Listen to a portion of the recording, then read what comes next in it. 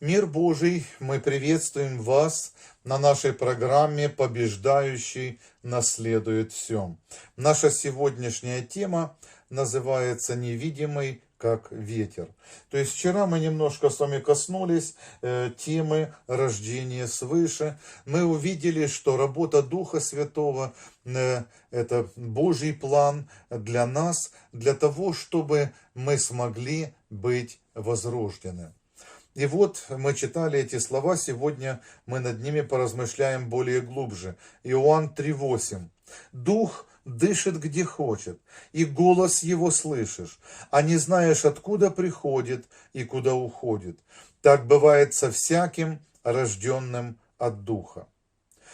Друзья, мы слышим, как ветер шумит в кронах деревьев, видим трепещущуюся листву, травы, но сам ветер нам не видим. И никто из людей не знает, откуда он приходит и куда уходит. Вот так же влияет на нас и Дух Святой, изменяя сердца.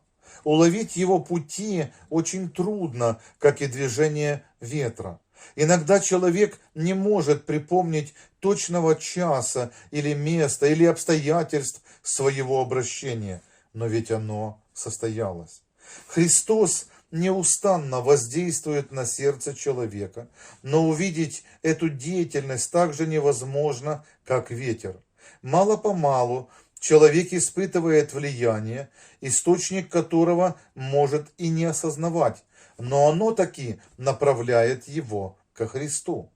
Это происходит, когда мы размышляем о Господе, читаем Писание или слушаем проповедника. И однажды, когда призыв Духа становится ясно различимым, душа ясно подчиняется и радостно подчиняется Иисусу.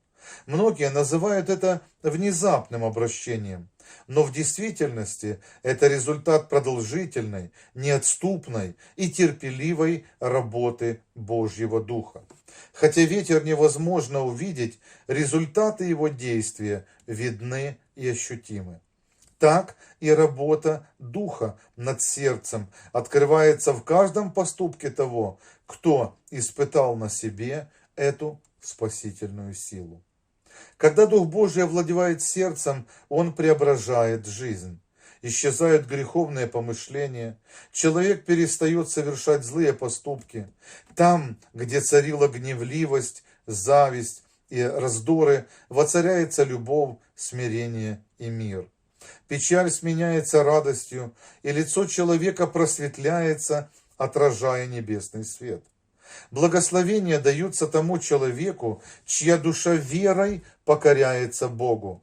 И та сила, невидимая для человеческого глаза, творит новое существо по образу Божьему. Ограниченный человеческий разум не в состоянии постичь работу искупления. Тайна эта превосходит возможности человеческого познания. Но тот, кто переходит из смерти в жизнь, понимает, что эта работа совершается Богом. И ныне на земле мы можем познать начало искупления на личном опыте. Последствия же его простираются в вечность. Цитата взята из «Желания веков», страница 172 оригинала. «Да благословит нас в этом Господь, чтобы этот опыт возрождения был в каждом из нас. Аминь».